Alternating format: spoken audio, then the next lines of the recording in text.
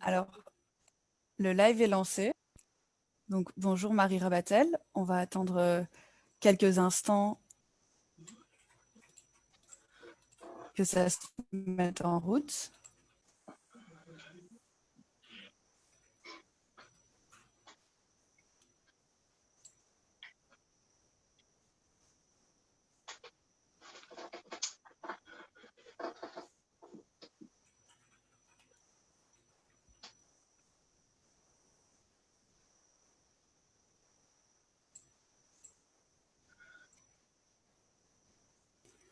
Donc, bonsoir et bienvenue à tous et à toutes sur la page du Forum de l'enfance libre pour donc la suite de cette série d'entretiens autour de la pédocriminalité. C'est un sujet lourd et douloureux, mais malheureusement tout à fait d'actualité, face auquel la réponse est encore trop souvent le silence, l'ignorance, le déni et le tabou. Et pourtant, ça concerne des milliers d'enfants et d'adultes. Avant de présenter notre invitée du jour, Marie Rabatel, je fais, comme chaque soir, un petit avertissement sur le sujet des violences sexuelles, qui n'est pas un sujet anodin. En entendre parler ou en parler peut réactiver des traumatismes ou mémoires passées. Si vous vous sentez déstabilisé, perturbé par ce que vous entendez, n'hésitez pas à mettre en pause la vidéo et à y revenir plus tard. Toutes les vidéos seront disponibles en replay. Respirez profondément et respectez vos limites, c'est très important. Pour être orienté vers une écoute, de la documentation ou un accompagnement thérapeutique, des ressources gratuites vous sont proposées automatiquement en cliquant sur l'onglet « Contacter par message privé » sur la page Facebook du Forum de l'enfance libre. Vous pouvez également nous contacter directement par mail et nous vous redirigerons associationlenfancelibre@gmail.com. Bonjour Marie Rabatel, merci d'être avec nous ce soir. Oui, bonjour. Donc, Marie Rabatel, vous êtes autiste et victime d'agressions sexuelles au cours de votre adolescence. Vous luttez activement pour une meilleure prise en charge des femmes autistes victimes d'agressions sexuelles et des enfants en situation de handicap de manière générale. Vous êtes présidente de l'Association francophone des femmes autistes, AFA, que vous avez créée en 2016 avec Magali Pignard. Vous êtes également contributrice aux politiques publiques en intervenant à l'ONU, au Conseil de l'Europe, au Sénat, à l'Assemblée nationale et à l'UNESCO. Parmi une de vos dernières actions, le 20 octobre dernier, votre association a mis en ligne une formation gratuite sur la prise en charge de l'autisme et la protection des personnes en situation de handicap contre les violences sexuelles. C'est 25 minutes de formation gratuite, donc, accessible sur le site de l'AFA. Marie Rabatel, merci d'être avec nous ce soir pour aborder cette question tellement taboue des violences sexuelles auprès des personnes en situation de handicap. Ma première question concerne votre histoire. Est-ce que vous pouvez nous parler de ce que vous avez vécu quand vous étiez adolescente? Faut que je réponde maintenant? Oui, vous pouvez répondre. Donc, j'ai été victime de viol. Voilà.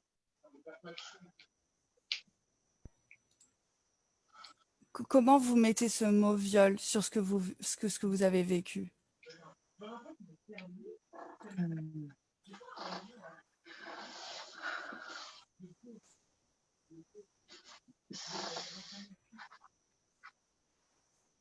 Ce mot, j'ai mis plusieurs années avant de pouvoir le nommer ainsi, même si quand ça s'est passé, j'ai essayé de l'exprimer, mais j'ai pas été comprise. J'ai pas su m'exprimer correctement. Et quand j'ai pu mettre un mot dessus, c'est quand je me suis retrouvée face à une tentative de suicide où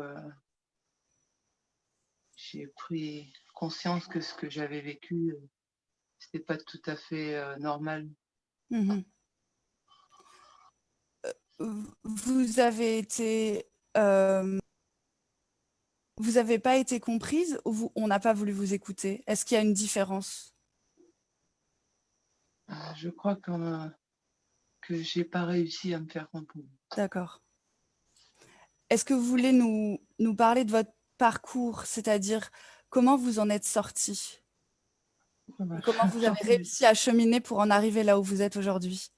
j'en suis pas sortie encore, hein. Mhm. Mon parcours,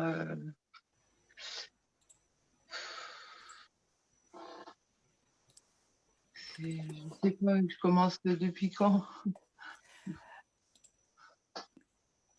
De quoi vous avez envie de nous parler? Qu'est-ce que vous avez envie de transmettre comme message? Je sais pas. Qu'est-ce qui est important pour vous? Qu'est-ce qui vous a aidé? Qu'est-ce qui m'a aidée? C'est déjà de prendre conscience que j'avais un traumatisme, Mhm.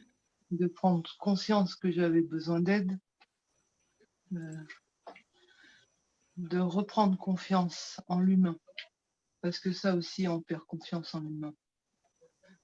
Et puis, il faut accepter d'être, aidé, parce que ça aussi, même si on a conscience qu'il faut être aidé, il faut aussi accepter d'être aidé. Et puis et puis qu'est-ce qui a pu vraiment m'aider? C'est que j'ai pu être entendue et Mhm. être compris dans toute, cette déshumanisation qu'on subit en tant que victime de viol. Qui est-ce qui vous a aidé? Comment vous avez été aidé? Comment j'ai été aidée? Ma question par là, c'est, on en parlait au téléphone quand je vous ai eu en entretien. Je vous posais la question, est-ce qu'il existe une prise en charge spécifique pour les personnes autistes ou les personnes en situation de handicap qui ont vécu un traumatisme tel que le vôtre? Et vous m'aviez répondu non. Et vous m'aviez expliqué tout le cheminement que vous aviez dû faire pour vous faire aider. Est-ce que vous voulez nous en parler pour les internautes qui nous écoutent? Donc, le cheminement, ça a été,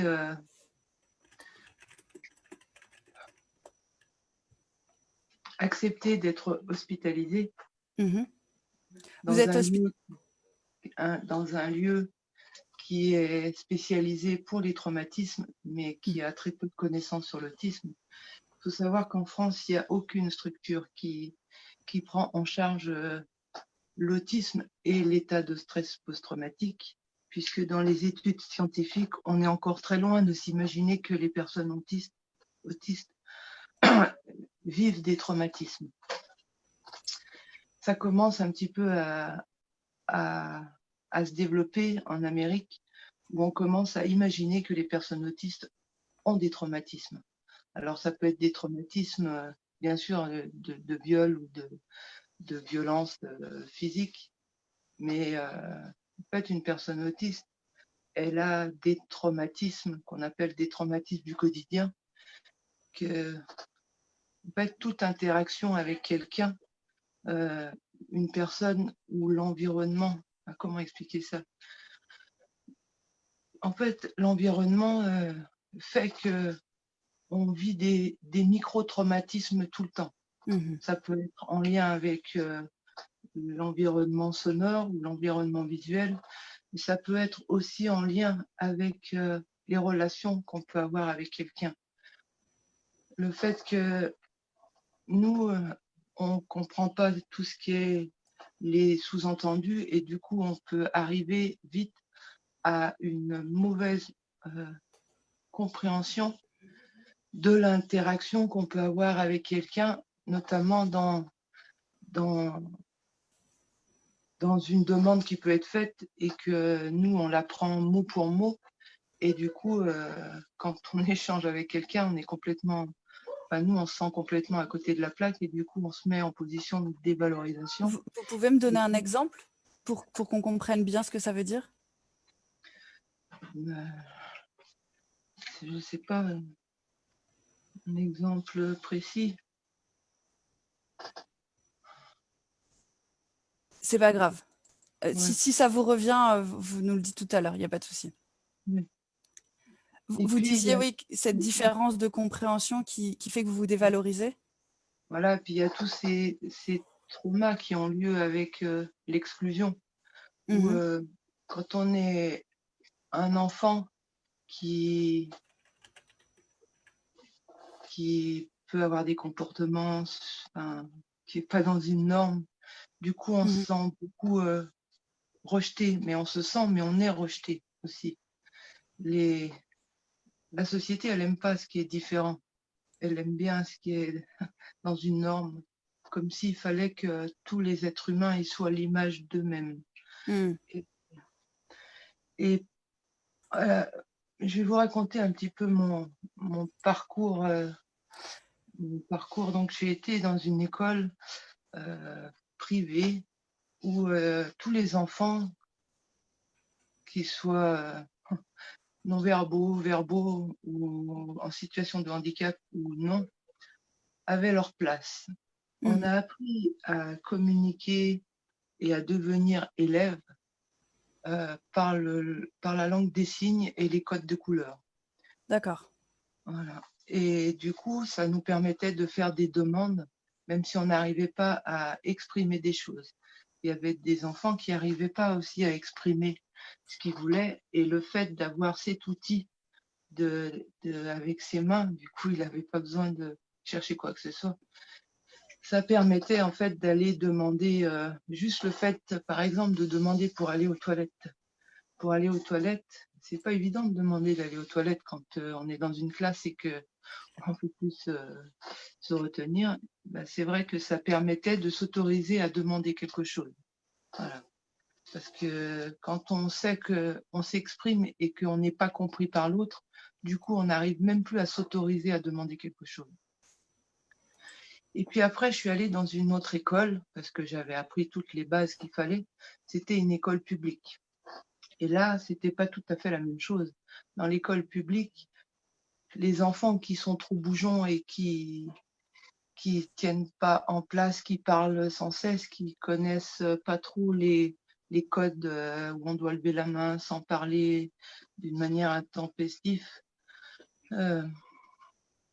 font que j'ai été beaucoup harcelée à l'école. Mhm. J'ai eu la chance d'avoir une sœur qui a 11 mois de plus que moi, qui m'a beaucoup protégée, mais sauf qu'à un moment donné, elle a changé d'école et moi, je suis restée dans celle-ci.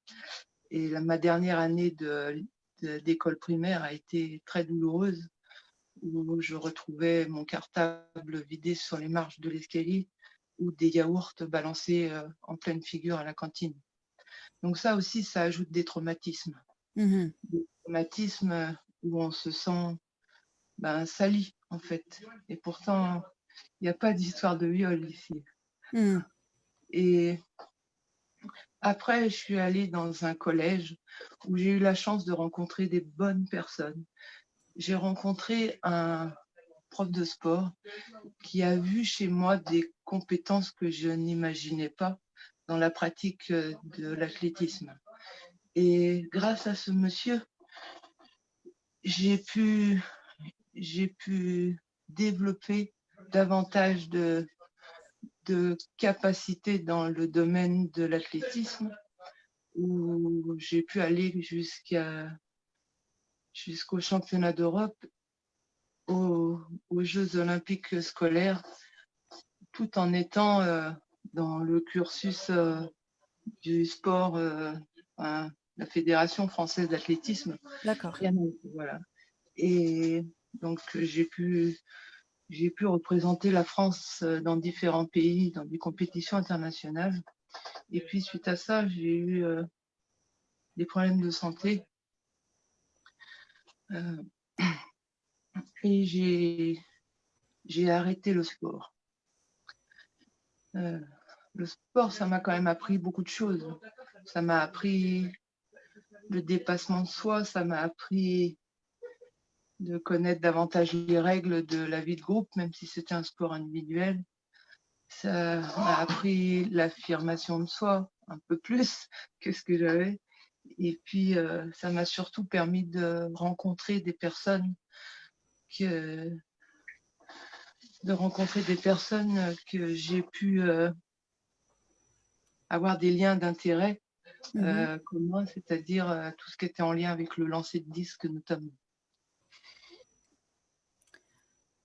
Et puis après ça, j'ai travaillé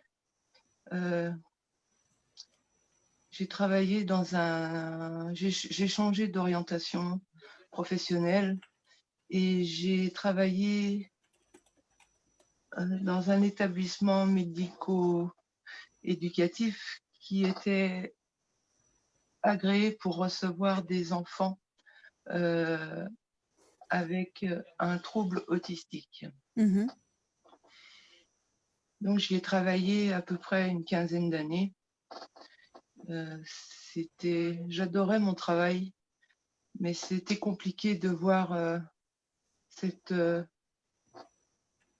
maltraitance institutionnelle qui était très souvent indépendant des professionnels, mais du fait du cadre institutionnel, amenait en fait à de la violence psychologique sur les enfants. C'était quand même très compliqué cette histoire. Est-ce que vous avez des chiffres à nous donner?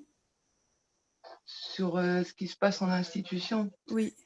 En institution, il n'y a pas de chiffres. Il n'y a pas de chiffres parce que les professionnels, soit ils n'ont pas conscience des mots qu'ils peuvent employer et qui amènent à des violences psychologiques, soit les professionnels ont peur pour leur travail et ne disent rien, soit les parents qui dénoncent se retrouvent otages de l'institution. Et quand je parle d'otages de l'institution, c'est-à-dire que on va leur faire comprendre que s'ils portent plainte, ils risquent d'avoir des problèmes avec la protection de l'enfance. Et Est-ce que et c'est-à-dire du coup, ils ont quels moyens d'action ces parents qui ne veulent pas laisser leurs enfants dans les IME ou dans les institutions qui prennent en charge? ces parents, ils se retrouvent dans des situations très compliquées. Alors, heureusement, tous les établissements ne sont pas comme ça. Mais si le problème, c'est que ça existe. Et le fait que ça existe, eh ben, ça permet de comment expliquer ça?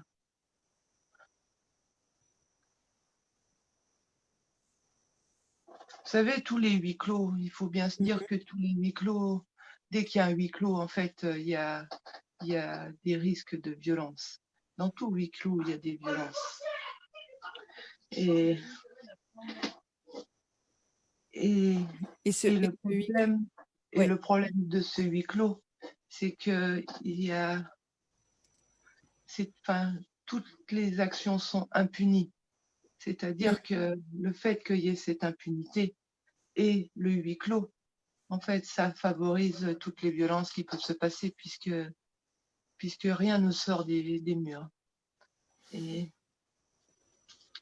il y a quelque chose qui serait quand même très important à faire, c'est tout ce qui concerne en fait les établissements en général. Je ne parle pas que des établissements qui accueillent des personnes en situation de handicap, ni des enfants en situation de handicap. Je parle de tous les établissements qui accueillent une population de vulnérables, comme on dit. Toutes ces personnes, ça peut aller justement de l'enfant, mais ça peut aller jusqu'à la personne âgée. Et le fait qu'il y a eu ce huis clos, comme dans les EHPAD, cette vulnérabilité et cette impunité fait qu'on reste dans une omerta très forte de toutes les violences que subissent les personnes vulnérables. Et cette omerta, en fait, favorise le déni. Parce que moi, mon axe principal sur ce module qu'on a pu mettre en place, c'est surtout pour les parents. Pour les parents, puisque c'est eux qui connaissent le mieux leurs enfants. Sauf qu'il y a une donnée qu'ils oublient très souvent. C'est cette notion de vulnérabilité face aux violences sexuelles. Ces parents, ils sont persuadés qu'ils protègent leurs enfants parce que soit ils sont en contact régulièrement avec leurs enfants, ou alors parce qu'ils sont accompagnés par d'autres professionnels, par des professionnels. Mais justement, justement le fait que ces enfants soient accompagnés par d'autres professionnels, souvent dans des lieux qui sont en huis clos, favorise toutes ces violences. Et le parent qui est persuadé que l'enfant ne risque rien parce qu'il est là, qu'il l'accompagne de partout, sauf qu'à un moment donné, à trop surprotéger, en fait, on fait des proies idéales pour les agresseurs. On en fait des proies idéales pour les agresseurs. Et ces enfants, du moment où ils vont se retrouver seuls avec quelqu'un autre que son parent, va se retrouver un petit peu démuni parce qu'il n'aura pas cette comment on dit, Compréhension. oui, enfin cette action de pouvoir décider par lui-même, dans le sens où c'est vrai que quand on est avec nos parents, c'est rassurant parce que ils décident un peu à notre place, quoi. Mais sauf que quand on se retrouve avec, vous voyez, il y a la semaine dernière, il y a un film qui est passé à la télévision sur l'autisme. Et dans le film, il y a le papa qui propose de l'argent au chauffeur de taxi pour dire, écoutez, mon fils, emmenez-le faire des tours de voiture, emmenez-le au cinéma, faites ce que vous voulez, mais dès qu'il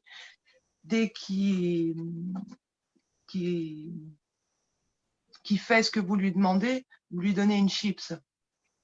Sauf que ce monsieur, l'enfant ne le connaît pas. Et même le papa ne le connaît pas. Et les parents, quelquefois, ils sont tellement fatigués de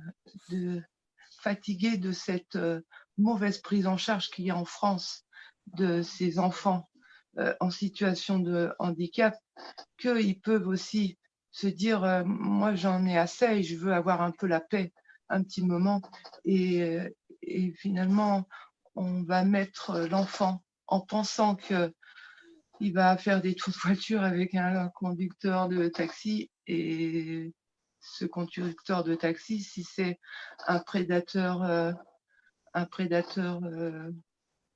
ben, il peut en faire ce qu'il en veut et personne ne saura rien. Le documentaire que vous citez, c'est un film d'Alex Hugo. J'ai une question d'un internaute, de quelqu'un qui regarde, qui demande ce que vous relatez là, c'est les difficultés des parents face à l'institution. Est-ce que vous avez pu en parler avec le gouvernement, avec Adrien Traquet? Qu'est-ce qu'il en pense? Qu'est-ce que le gouvernement en pense de cette situation? Alors oui, j'en ai parlé à différentes instances. Il faut savoir que là, on a mis en place un groupe de travail sur les violences que subissent les enfants en situation de handicap, notamment au sein de soit des établissements médico-sociaux, soit de la protection de l'enfance. Le problème, c'est qu'il faut lever cette omerta. Et ils ont conscience qu'il y a une grosse omerta qui règne sur ces établissements. Une omerta, et puis cette méconnaissance, quand on parle de l'autisme, par exemple, il y a une grande méconnaissance en France de qu'est-ce que l'autisme, de comment accompagner une personne autiste. Et d'ailleurs, on peut se retrouver dans des situations, des familles se retrouvent confrontées à des signalements abusifs par des professionnels qui ont une méconnaissance de l'autisme et qui sont persuadés que leur enfant est maltraité parce que l'enfant a des troubles de comportement. Alors, pour revenir un petit peu au sujet des violences sexuelles et de l'expression des comportements, effectivement, quand on regarde de loin, les comportements qui sont en lien avec un traumatisme ou un traumatisme complexe, ils pourraient s'apparenter à des comportements qui sont en lien avec l'autisme. Par exemple, le fait que on a des problèmes d'endormissement, qui est Mhm. très fréquent chez les personnes autistes. Mais il faut savoir qu'une personne qui a un état de stress post-traumatique aussi. Il y a aussi cette problématique d'être dans une hypervigilance. Une personne qui est traumatisée va être à la recherche de tous les détails pour être sûr de ne pas rentrer en contact avec des éléments de son agression ou de son agresseur. Et parallèlement, une personne autiste va être pas à la recherche des détails, mais a besoin en fait de comprendre, de voir tous les détails qui l'entourent pour en comprendre la globalité de la situation. Mhm. Donc on pourrait dire que c'est pareil, sauf que la source n'est pas la même. Pareil pour les problèmes de sommeil. En fait, la source n'est pas la même. Il y a plein de choses comme ça où des comportements qui sont en lien avec un traumatisme peuvent s'apparenter à de l'autisme. Et c'est ça la grosse problématique, et c'est ça qui fait que ces enfants ont d'autant plus de difficultés à être repérés comme victimes de violences sexuelles. Comment ça se manifeste, la souffrance psychique chez une personne autiste? La souffrance psychique. La souffrance dans la tête, quelle est la différence avec une personne non autiste? Alors, je ne sais pas s'il y a... Je suis pas dans la tête des non-autistes, moi, mais je suis dans la mienne. Enfin, j'essaye d'être dans la mienne, ce qui n'est pas toujours simple non plus. Mais euh, comment je pourrais expliquer ça?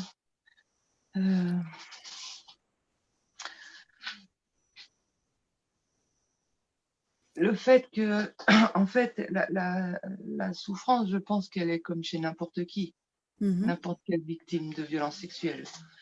Mais chez une personne autiste, le fait qu'il y ait une accumulation de choses, il y a par exemple cette accumulation où il y a cette hypersensorialité ou cette hyposensorialité. Au Mhm. niveau de la sensorialité, les choses sont différentes. Et du coup, par rapport à une personne qui est victime de viol, tout va être multiplié.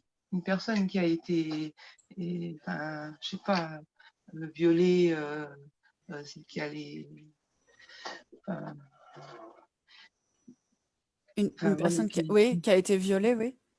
et du coup, elle va peut-être avoir des grosses difficultés à se sentir touchée par quelqu'un d'autre. Mhm. Et une personne autiste, elle a déjà ça à la base. Pas toutes, mais certaines ont ça à la base. Du coup, ça multiplie encore cette problématique au toucher. Le fait de la notion des détails, cette notion des détails fait que ça va amplifier davantage encore les conséquences psychotraumatiques qui sont en lien avec le viol. Le fait aussi qu'on a une mémoire photographique. Mhm. Cette mémoire photographique va faire que euh, chaque, chaque image du viol, c'est pas une globalité en fait, c'est une image et c'est comme si c'était un viol par image. Mhm. Du coup, quand il y a viol, donc déjà une personne qui est victime de viol, elle a ses flashbacks tout le Mm. temps. Voilà. Et une personne autiste, en fait, elle va avoir des flashbacks, mais multipliés par je ne sais combien, puisque les images, en fait, elles vont sans arrêt se succéder. Et puis, vous savez, c'est comme si, pour une personne autiste, c'est comme s'il fallait qu'elle rassemble toutes les pièces d'un puzzle Mhm. pour comprendre finalement que, que ce qu'elle a vécu, c'est un viol. D'accord. Et, Oui. et qu'est-ce que vous voudriez dire aux professionnels qui prennent en charge finalement ces personnes en situation de handicap et qui ont aussi vécu des violences sexuelles? Qu'est-ce qui est important pour vous, que vous avez eu ou pas? Qu'est-ce qui vous paraît important? Ce qui me paraît important aux professionnels, c'est qu'ils arrivent à faire la différence entre ce qui vient du traumatisme et ce qui vient de l'autisme, par exemple. Mhm. Puisque si on met tout sur le dos du traumatisme, on se retrouve avec une prise en charge où finalement on vit encore des traumatismes supplémentaires. Je vais un petit peu vous donner un exemple où j'avais été hospitalisée et il y avait des professionnels qui acceptaient l'autisme et qui arrivaient à comprendre ce qui venait du fonctionnement autistique et ce qui venait des symptômes en lien avec le traumatisme. Et puis dans le lot, il y avait des professionnels qui m'ont clairement dit un jour, vous, votre autisme, on n'en a rien à foutre, c'est juste bon pour la psychologue et le psychiatre. Le problème, c'est que cette professionnelle n'était pas toute seule. Et du coup, chaque fois que j'étais en contact avec elle et avec d'autres, c'était comme si je me retrouvais face à des agresseurs, puisque tout ce qu'elle faisait, je ne sais pas si c'était volontaire ou pas, mais tout ce qu'elle faisait, et dès qu'elle ouvrait la bouche pour me parler, c'était nier en fait déjà ce que j'étais et me considérer juste comme un objet de soin où elle avait les outils pour répondre à un traumatisme, mais elle n'avait pas d'outils supplémentaires pour répondre à l'individu dans toute sa globalité. Et puis un jour, il y a un professionnel qui s'appelle Rémi. Et Rémi, c'était un infirmier qui m'a dit Marie, aidez-moi à vous aider. Parce que en fait, là-bas, j'arrivais pas trop à parler et je communiquais avec des pictogrammes. Et cette phrase a déclenché quand même quelque chose chez moi. Parce que depuis ce jour-là, j'ai pris toute la volonté du monde sur moi pour essayer de sensibiliser tous les professionnels à cette spécificité de l'autisme. Et du coup, en faisant ça, je me suis aidée moi-même. Voilà. Mais... C'est magnifique ce que vous racontez. Je pense que ça va vraiment aider aussi à percevoir l'accompagnement des souffrances traumatiques chez les personnes avec un trouble du spectre autistique. Est-ce que vous pouvez me parler de... Oui. Ce qui est magnifique, c'est d'avoir rencontré des bonnes personnes sur mon chemin qui m'accompagnent pour justement essayer de sortir en fait de... Vous savez, le viol, c'est quand même un crime. Faut pas l'oublier. Les gens oublient. Absolument. Les gens sont persuadés que oh ben c'est bon, tu vas t'en remettre, hein, c'est pas très grave, il y a pire que ça. Non, je crois que la pire chose qu'il peut y avoir, c'est juste que le corps il soit enterré. Mais c'est comme si on était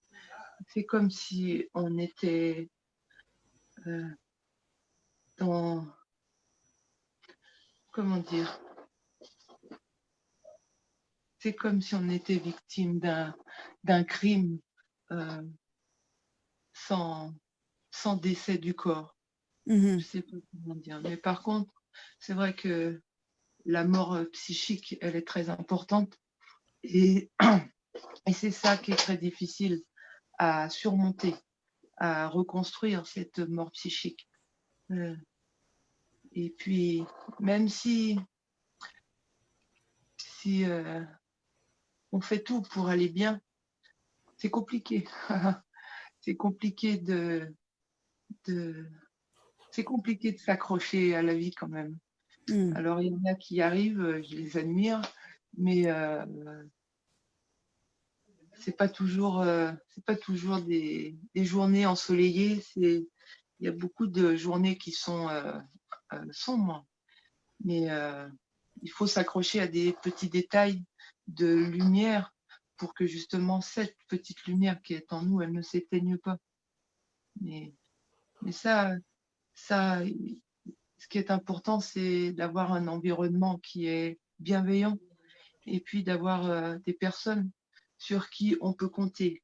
Alors le problème avec l'autisme, c'est que comme on est très accentué sur ces détails et qu'on a besoin de ces détails, on est toujours après mettre à mal les relations qu'on peut avoir avec les autres.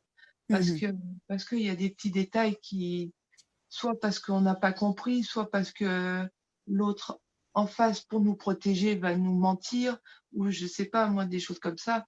Sauf que nous, ces détails-là, en fait, prennent plus d'importance que le global, puisqu'on fonctionne par détails. Et du coup, on est toujours après remettre en cause cette, la beauté humaine qu'on peut rencontrer. Mhm. Et du coup, ça ralentit beaucoup le processus de guérison d'un traumatisme. Mhm. Est-ce que tout à l'heure, avant de commencer le live, vous m'avez dit que vous étiez mère et vous m'avez demandé de vous poser la question sur comment vous avez raconté votre histoire à votre fils. Parce que alors, vous ne l'avez pas vraiment raconté, mais c'est vous qui allez le dire. En fait, je vous ai dit ça parce que hier, j'ai entendu Eva, j'ai écouté Eva. Et, et la différence avec Eva, c'est que moi, c'est pas moi qui ai dit à mon fils que j'ai été victime de viol. C'est lui qui me l'a demandé. Un jour, il m'a appelé, il avait 7 ans, 8 ans. Bon, il faut dire que c'est un passionné de Charles de Gaulle, du débarquement de Normandie et de la Deuxième Guerre mondiale. Et il m'appelle et il me dit, maman, il faut que je te pose une question. Je lui dis quoi? Il m'a dit, dis donc, quand tu étais jeune, est-ce qu'il y en a qui t'ont demandé de te mettre toute nue pour prendre une douche? Et je lui dis, quoi? Il me dit, oui, est-ce qu'il y a des personnes qui t'ont fait croire que tu allais prendre une douche et qui t'ont demandé de te mettre toute nue? Alors je lui ai dit oui. Et il m'a dit, quoi? Il y a des gens qui t'ont violée? Et en fait, ça a été un gros soulagement pour moi parce que c'est sorti de sa bouche et que moi, j'arrivais pas à lui dire. Voilà.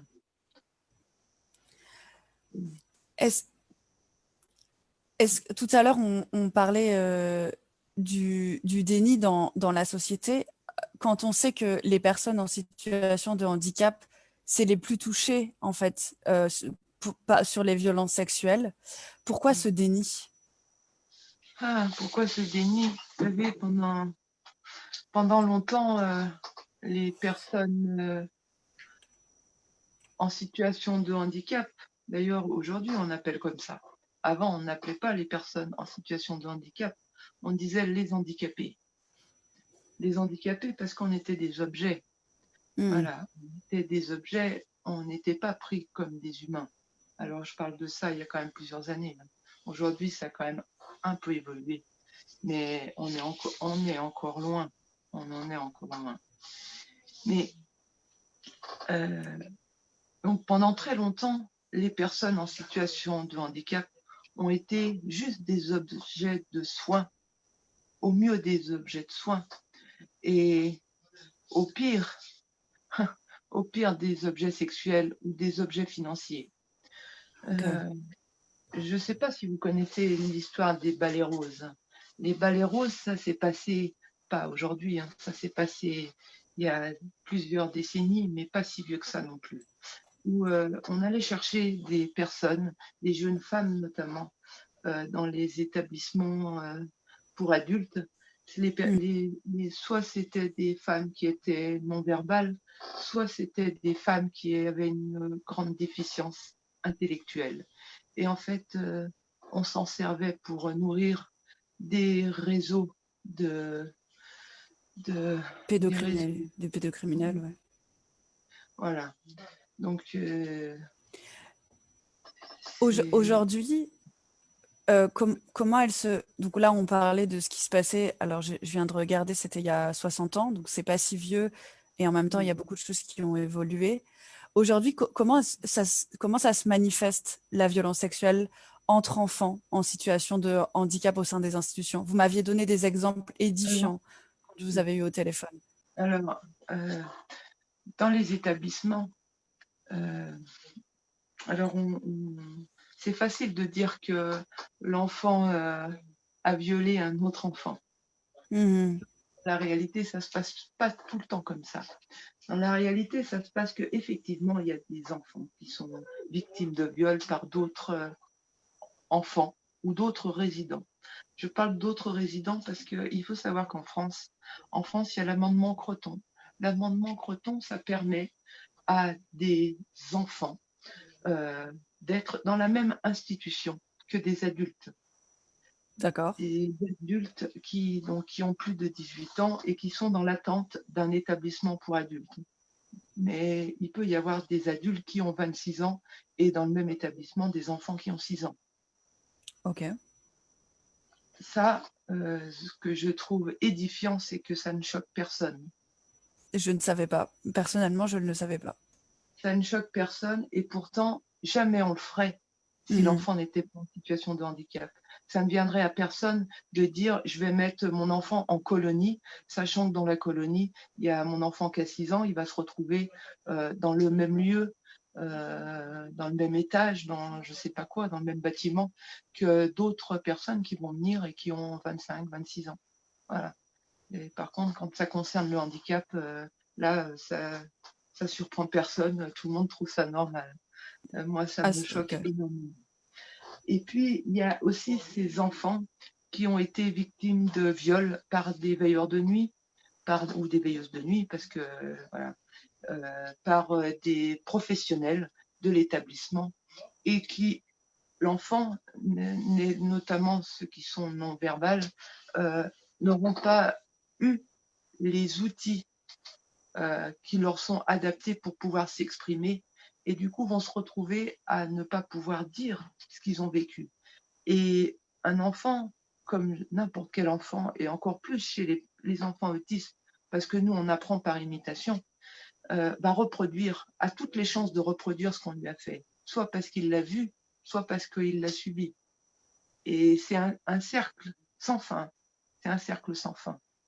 Voilà, c'est typique de ce que Muriel Salmona appelle la colonisation. Mhm. Et en fait, voilà, chez les enfants autistes, il faut vraiment, enfin, c'est quelque chose qu'il faut vraiment, vraiment, vraiment faire, être très vigilant et il faut que les parents prennent conscience de cette vulnérabilité. Tant que les parents resteront dans le déni que leurs enfants peuvent subir une violence sexuelle, en fait, ça changera pas trop. Voilà. Il faut vraiment que les parents, enfin, Est-ce que l'enfant est cru lorsqu'il en parle? Lorsqu'il l'enfant, arrive à communiquer, pas forcément verbalement, mais à communiquer. vous savez, déjà un enfant sans handicap n'est pas spécialement cru, Mhm. même si ça commence. Il y a toujours, ouais, mais peut-être qu'elle invente, peut-être que je sais pas quoi. Voilà, sauf qu'on on le sait qu'un enfant qui va raconter quelque chose à l'âge de 5 ans, 6 ans, 7 ans, il raconte, il invente pas, quoi. Voilà. Et alors, je vous laisse imaginer sur un enfant qui a un handicap, celui-ci, on va pas le croire. Je vais vous donner un exemple d'une. Alors, on parle des auditions Mélanie. Les auditions Mélanie, elles sont faites pour filmer en fait ces enfants qui vont raconter, ça leur évite de raconter plusieurs fois. Mhm. Ils racontent qu'une fois, déjà raconter une fois, c'est déjà compliqué. Mais il y a dans une affaire de viol où l'enfant donc a été filmé, il racontait en fait, il était non-verbal, il racontait à sa manière, avec son corps, ce qu'il a subi. Et dans le rapport de la gendarmerie, il a été mentionné que l'enfant n'avait pas subi de viol, il mimait il mimait qu'il faisait du cheval. Mmh. Voilà. Ce que vous dites, Et c'est que le pire dans ça, c'est que l'enfant, l'enfant, il n'est pas entendu. L'enfant, il ne sera pas protégé puisqu'il sera toujours en contact avec l'agresseur. mmh. Donc, l'enfant sera encore plus vulnérable puisqu'il a déjà subi quelque chose. Et, et en plus de ça, l'agresseur va pouvoir continuer sur d'autres enfants puisqu'il sait qu'il est impuni. Comment c'est finalement ce que vous dites, c'est que les violences sexuelles sur mineurs, elles sont tolérées au sein des institutions médico-éducatives. Alors, je ne sais pas si elles sont tolérées. En Dans le tout sens où cas, elles ne sont pas dénoncées. en fait, il y a quelque chose d'impératif à faire dans les institutions. Toute institution, hein, je ne parle pas que des établissements médico-sociaux, je parle aussi bien des établissements de la protection de l'enfance, Mmh. des établissements, enfin, tout établissement en fait, même l'école, même l'école. C'est qu'il faut vraiment qu'il y ait un dispositif, un véritable dispositif de protection des lanceurs d'alerte. Alors d'aujourd'hui, les lanceurs d'alerte sont, sont détruits par la justice, en fait. Mmh. Il faut vraiment qu'il y ait un dispositif de protection des lanceurs d'alerte et une répression effective de ceux qui étouffent les lanceurs d'alerte. Vous l'avez vécu personnellement? Euh, j'ai eu des témoignages là-dessus. Après, moi, en tant que professionnel, euh, quand on dit quelque chose, c'est vrai que derrière, on nous fait comprendre que soit que moi j'ai rien compris, soit que c'est normal parce que c'est éducatif. Ça revient souvent à la mode, ça, hein, éducatif. Et ou soit alors on me fait comprendre que va vraiment falloir arrêter de parler, Madame Rabatel, parce il peut vous arriver des ennuis. Voilà. Mmh. Et puis il y a plein de témoignages. D'ailleurs, on peut retrouver dans le rapport du Sénat de 2002 où c'était c'est une enquête qui a été menée sur la bientraitance-maltraitance en institution. Et c'était en 2002, on est en 2020, donc ça fait quand même un sacré nombre 18 d'années. ans, ouais. Et aujourd'hui, c'est un peu comme si ce qui est écrit en 2002, les gens ils lisaient dans une boule de cristal et qu'on se retrouve en 2020 avec ce qui est écrit en 2002. Vous comprenez ce que je veux dire? Ouais. Ça veut dire qu'il n'y a pas grand-chose qui a changé depuis 2002. Est-ce que c'est dangereux de protéger les enfants et de lutter comme vous le faites au sein de l'association, etc.? Pour moi, c'est dangereux. Je ne sais pas, c'est une question. Est-ce que on parlait des lanceurs d'alerte tout à l'heure. Est-ce que c'est dangereux? Je ne sais pas si c'est dangereux, mais je sais que je reçois quand même beaucoup d'attaques. Des gens qui me demandent de m'occuper de mon cul, par exemple, Mhm. ou des gens qui me, qui me, qui, qui font tout pour que je ne parle pas, qui, qui, Qui font en sorte de vous mettre dans le silence, en fait. oui, soit de me mettre dans le silence, soit de me mettre des bâtons dans les roues. D'accord. Et je peux vous dire que c'est finalement, des fois, je me dis que c'est grâce à ces gens-là qui mettent des bâtons dans les roues et qui voudraient que je me taise, Mhm. que ça donne de la force pour parler encore plus fort et de dénoncer encore plus fort. Est-ce que vous pouvez nous parler de votre engagement dans l'association que vous avez fondée, AFA? Alors, c'est une association qui a été créée en 2016 avec 5 femmes. Mhm. Euh, nous avons créé cette association parce qu'il y avait une problématique et au niveau de la prise en compte de la notion de femme, dans l'autisme. Concerne la maternité, par exemple. Dans l'autisme, tout le monde s'en fout de la maternité. Quand on parle des violences, tout le monde s'en fout des violences. Quand on parle des diagnostics, qui sont très compliqués par rapport à la spécificité des femmes, tout le monde s'en fout dans l'autisme. C'est quelque chose de particulier, la communauté autistique. Mais je pense que toutes les communautés sont un peu compliquées. Nous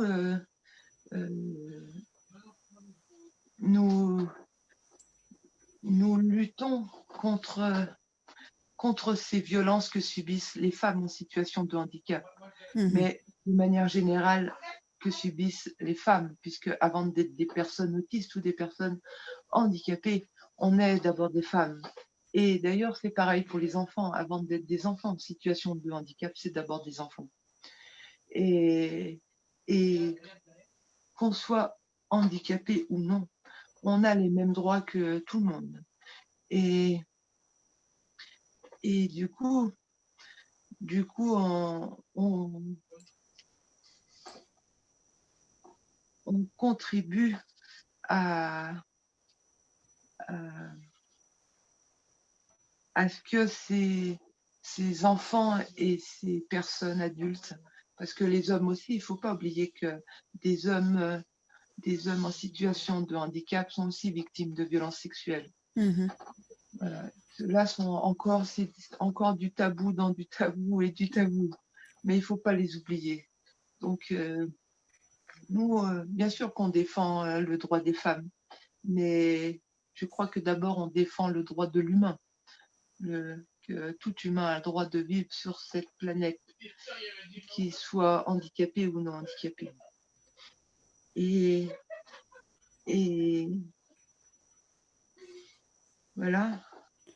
Ben, ça répond très bien à la question. Vous êtes également contributrice aux politiques publiques où vous intervenez à l'ONU, au Conseil de l'Europe, au Sénat, à l'Assemblée nationale et même à l'UNESCO.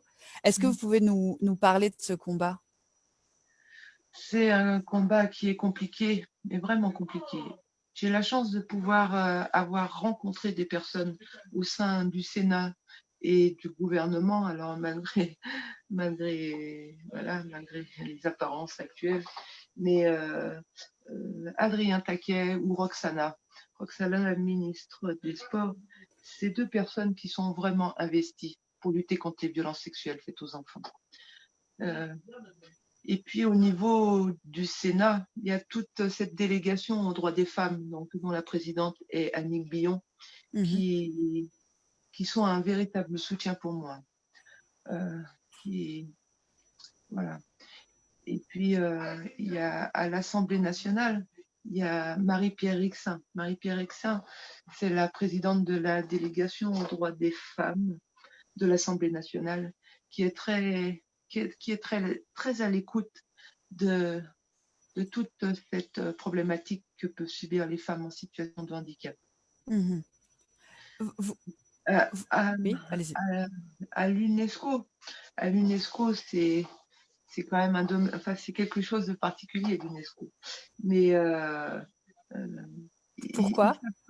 Je sais pas, peut-être au niveau de ce que c'est, je sais pas. Mais ou alors ils savent très bien qu'il y a une grosse problématique d'omerta que subissent les enfants en situation de handicap.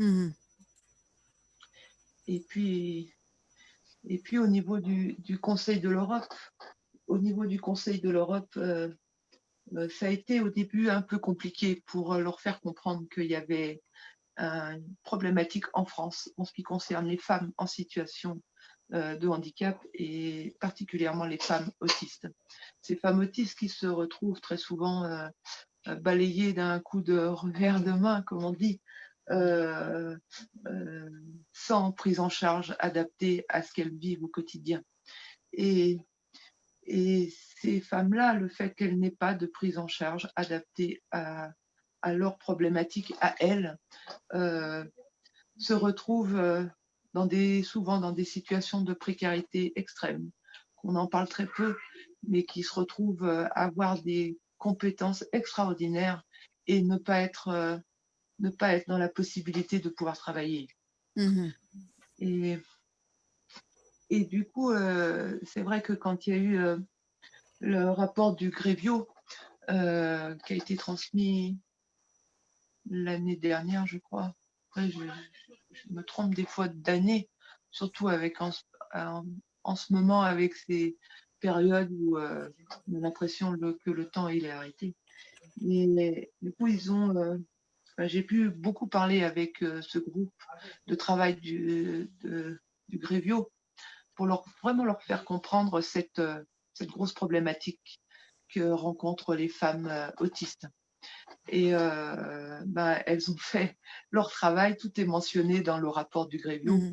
mais aujourd'hui, il n'y a pas grand-chose qui change dans Le la prise en compte de la spécificité des femmes autistes dans notre le société. le Grevio, c'est le groupe d'experts sur la lutte contre la violence à l'égard des femmes et la violence domestique, pour ceux C'est ça. qui, nous écoutent. Vous parliez tout à l'heure de la ministre des Sports et vous parliez aussi au tout début de l'interview de votre du fait que vous avez fait de l'athlétisme et du lancer de disque, si je dis pas de bêtises. Est-ce que dans le milieu sportif et paralympique, on retrouve cette même omerta? C'est la même chose. C'est tout le temps pareil en fait. On le voit déjà. Alors, au niveau du sport, ça a été dénoncé. Donc, Sarah Abitbol a mis le paquet, hein, c'est le cas de le dire, pour dénoncer cette omerta qui régnait au sein du sport. Mais le handicap, c'est toujours, ben, comme je dis, c'est toujours dans l'ombre de Mmh. l'omerta. Quand je vois le combat qu'on peut mener aujourd'hui, euh, pour lutter contre les violences sexuelles que subissent les enfants en situation de handicap. Quand j'ai entendu Eva Thomas hier, je me disais que elle s'est battue il y a 30 ans. En fait, c'est ce que nous, on fait avec les enfants en situation de handicap aujourd'hui. Mmh. Et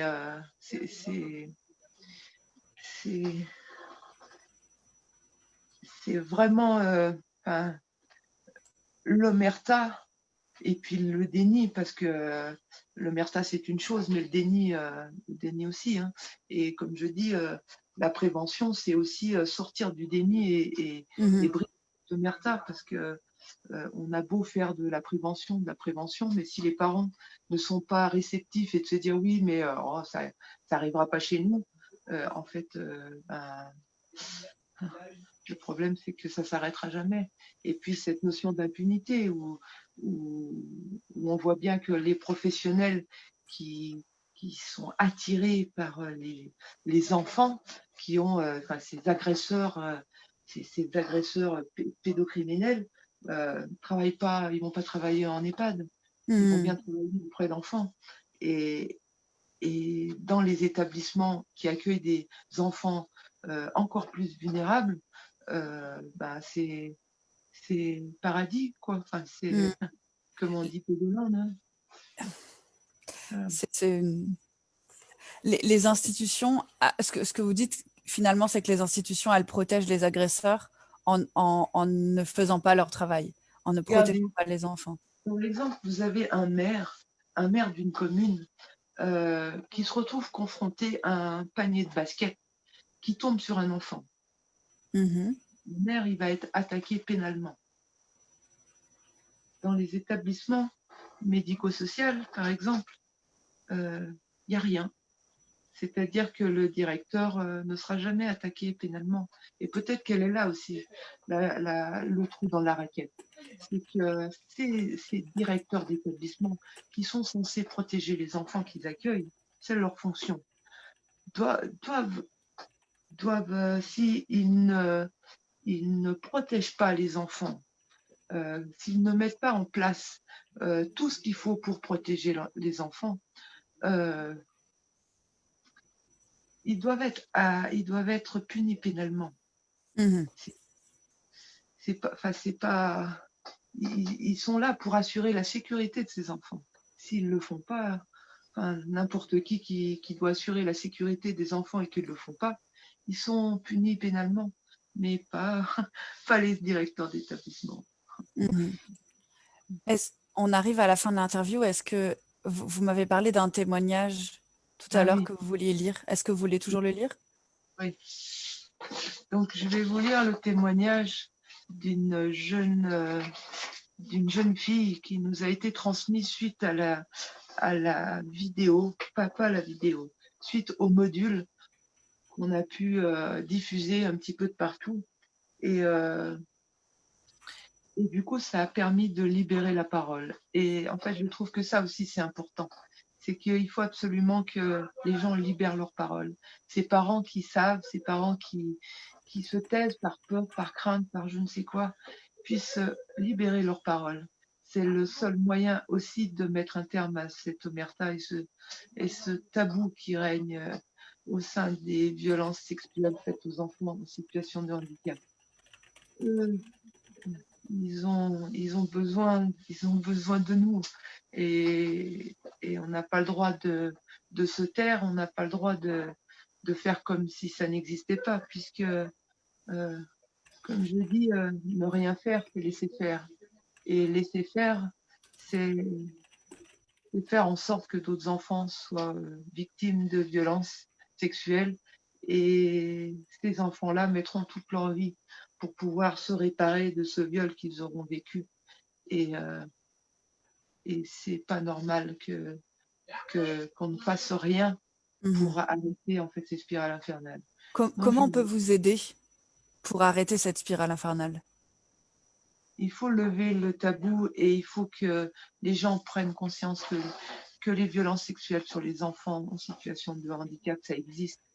Les enfants sont quand même victimes, ont des facteurs de vulnérabilité 3 fois plus élevés que des enfants non, qui n'ont pas de handicap. Quand on connaît les chiffres des enfants qui sont victimes de viols, c'est terrifiant. Et quand on sait que les enfants en situation de handicap sont trois fois plus victimes finalement de ces agresseurs, tout le monde fait comme si ça n'existait pas. Et en plus, il faut savoir que chez les petites filles, chez les filles qui ont un handicap mental, c'est multiplié par 6. Il y a une question par rapport à ça. Alors, je vais vous la lire avant que vous lisiez le témoignage parce que ça rentre parfaitement.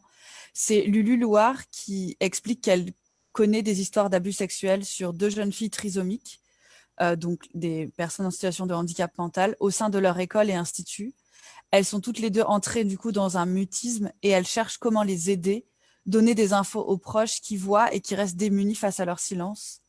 Et donc, elle vous demande comment elle peut aider ces petites filles, ces jeunes filles, pardon. Il faut, je sais pas ce qu'il faut, mais surtout, il faut que ces jeunes filles puissent sentir qu'elles seront écoutées si elles libèrent leur parole. C'est ça qui est important.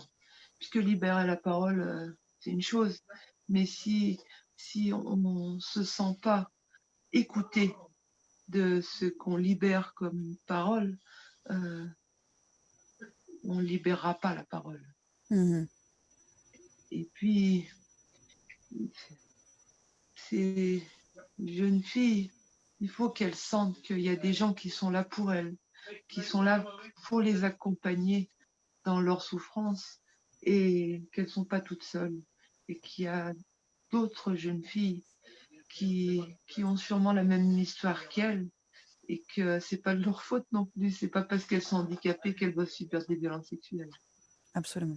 Et ça, on l'entend souvent dans des femmes qui nous contactent où en fait elles sont persuadées que ce qu'elles ont vécu c'est pas si grave et puis de toute façon euh,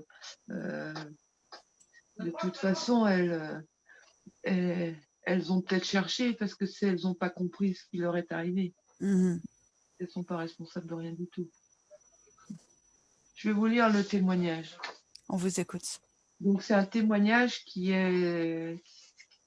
vient de l'Est de la France. Donc il me semble que c'est pas très loin de Mulhouse. C'est Voilà. ça. J'oublierai jamais mes vacances dans un endroit adapté aux handicapés, où vivaient plein d'handicapés mentaux sans surveillance et qu'on avait découvert en train d'essayer de violer une jeune fille trisomique. Les encadrants avaient dit « c'est bon pour elle, elle prend la pilule ».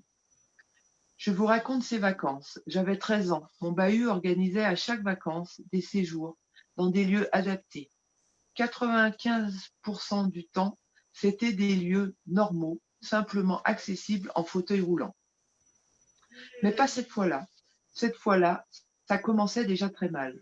Direction l'est de la France. On se perd en chemin, on arrive de nuit en milieu de nulle part, dans une épaisse forêt. Le premier à nous accueillir donne des noms d'actrices ou de personnages porno à toutes les filles et femmes. Sacrée ambiance. Moi, il m'appelait Emmanuel. Dès le lendemain, nos accompagnateurs et nous-mêmes découvrons que ce lieu n'est pas un hôtel, ni un camping ou autre structure habituelle. C'est une unité psychiatrique semi-ouverte qui loue une partie de ses locaux. Les handicapés moteurs contre les handicapés mentaux. Choc de culture. Surtout, ces handicapés mentaux-là, car on comprend bien vite que nombre d'entre eux sont là pour leur difficulté à gérer leurs pulsions sexuelles. Et nous, une bande d'ados lâchés dans les arènes. Les jours suivants, ou plutôt les nuits, l'un d'eux frappe aux portes des chambres des filles et tente d'y pénétrer. La réponse des encadrants. Fermez vos portes à clé, autant dire qu'ils prennent le problème à bras-le-corps. Et puis, peu après, un jour, on entend des rires, de l'agitation, bref, du bordel dans la salle de jeu, une salle commune à libre disposition. Et on décide d'aller voir ce qu'il se passe. Scène d'apocalypse. Un coin dans la pièce, des trisos, entre guillemets, et autres lançaient des fléchettes au plafond et attendaient dessous qu'elles retombent. Sur le billard, juste à côté, une jeune fille handicapée mentale en train de se débattre pendant que les autres la déshabillaient et la tripotaient. On a couru, roulé, parce que c'est une dame qui est en fauteuil, comme jamais pour aller chercher nos accompagnateurs, lesquels ont connu comme jamais dans l'autre sens pour arriver à temps et éviter le drame. Des drames. Et là, c'était un peu la goutte d'eau. Donc, réunion improvisée entre nos accompagnateurs et les narvalos, censés s'occuper des personnes handicapées mentaux. Ces derniers ne voyaient pas le problème. Les accidents, ça arrive quand on a la tentative de viol, c'est bon, elle prend la pilule. Il y a la moitié des personnes placées sous leur responsabilité qui ont failli finir éborgnées, pendant que l'autre moitié s'apprêtait à commettre un viol collectif. Mais tout ce qui les intéressait, c'était que la victime ne tombe pas enceinte.